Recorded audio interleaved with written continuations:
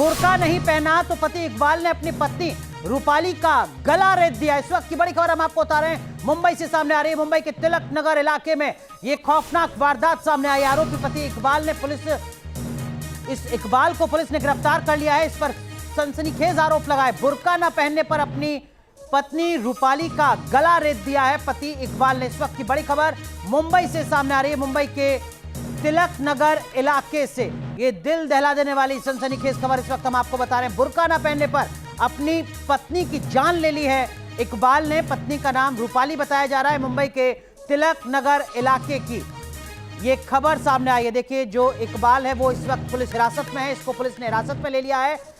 रूपाली का अपराध सिर्फ इतना था कि इसने अपने पति इकबाल के कहने पर बुर्का नहीं पहना था। सिर्फ इसी गुनाह के चलते इकबाल ने अपनी पत्नी रूपाली का गला रेत दिया, उसकी जान ले ली।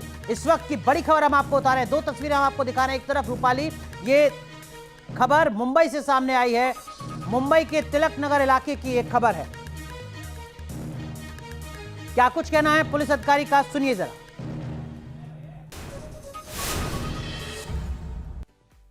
दिनांक 26/9/2022 को रात के 10:15 से 10 बजे के दरमियान इकबाल मोहम्मद शेख नाम के आदमी ने उसकी वाइफ का सूरा मार के गले पे और हाथ पे सूरा मार के खून कर दिया है।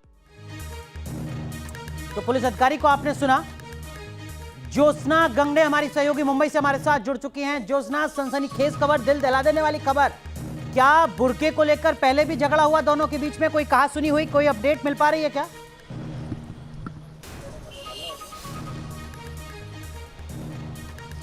जी, अब तक जो खबर मिली है उसके अनुसार मृतका की जो बहन है उनका ये कहना है कि रूपाली जो मृतक लड़की है उसका जो पति था वो उसे बार बार बुर्का पहनने को लेकर और उनके संस्कृति के रीति रिवाज को लेकर उनके बीच हमेशा झगड़ा होता था। ये शादी को महज 3 साल हुए थे। उनको एक बेटा भी है, लेकिन शादी के 3 साल के बाद और खुद को एक बेटा होने के बावजूद भी वो अपनी पत्नी को लगातार, रूपाली को लगातार ये कहता था कि तुम हमारी संस्कृति रहो, बुर्का पहन के रखो। और इसी को लेकर रूपाली जो है वो हमेशा अपने पति से नाराज रहती थी, क्योंकि दोनों के बीच कहासुनी होती थी। ये लव मैरिज थी और इससे पहले जो आरोपी है उसकी पहली शादी भी हो चुकी थी। पहली शादी से कोई संतान नहीं हो रही थी, इसीलिए उसने रूपाली के साथ शादी की, प्यार का झांसा देकर उसके साथ शादी की। और जिसके बाद बेटा होने के बाद जो है उन दोनों के बीच तकरार जो है वो बढ़ने लगी। और जो आरोपी है वो लगातार रूपाली से ये कहता रहा कि बेटा वापस कर दो और हमारे संस्कृति रीति रिवाज के अनुसार रहो। खास तौर पर जो मृतक रूपाली है उसकी बहन का कहना है कि बुर्का पहनने को लेकर हमेशा जबरदस्ती होती थी और जिसको लेकर रूपाली अपने पति से अलग हो गई थी। और जिसके बाद जो है दोनों के बीच तकरार बढ़ी। वो वापस आने की मिन्नतें करता रहा, रूपाली नहीं मानती रही। बेटे को वापस देने की मिन्नतें करता रहा, लेकिन रूपाली का यही कहना था कि वो परिवार नहीं चाहता था, वो बस अपनी मनमानी चाहता था। और इसीलिए रूपाली और उसके बीच ऐसा झगड़ा हुआ।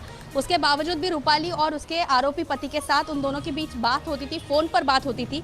लेकिन एक दिन उस आरोपी ने, आरोपी जो है उसने अपनी पत्नी को, रूपाली को मिलने के लिए बुलाया रात 10 बजे। जब रूपाली उससे मिलने के लिए गई, क्योंकि पति था आखिरकार, वो उस पर भरोसा कर सकती थी, इसीलिए रात को 10 बजे भी वो अपने पति से मिलने जाती है। लेकिन उसका पति उसके साथ सिर्फ आर्ग्यूमेंट नहीं करता, उसकी गला रेत कर उसकी हत्या भी कर देता है।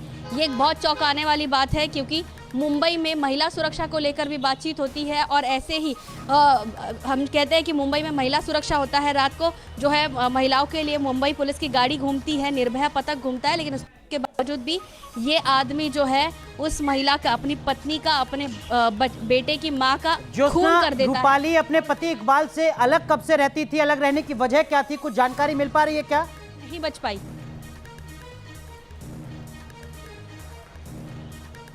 जो सूत्रों के अनुसार जानकारी मिली है, क्योंकि रूपाली की बहन जो बता रही है उसके अनुसार यही बात है कि बुर्का पहनने को लेकर को जबरदस्ती करता था। रीति रिवाज जो है वो सिर्फ और सिर्फ दोनों धर्म के नहीं बल्कि अपने ही धर्म के करने के लिए हमेशा मजबूर करता था। और दोनों के बीच जो तकरार जो थी वो साल भर से ज़्यादा बढ़ गई थी। रूपाली को बच्चा हुआ था, हालांकि शादी जब नई हुई थी उसके बाद भी उनके बीच ये तकरार रहती थी। लेकिन जैसे ही बच्चा हुआ, क्योंकि वो बच्चा संतान नहीं थी उसे अपनी पहली पत्नी से, जैसे ही उसका पहला बच्चा हो गया उसके बाद उसका झगड़ा जो है वो लगातार अपनी पत्नी से बढ़ता रहा, क्योंकि उसका मेन उद्देश्य यही था कि वो बस संतान चाहता था।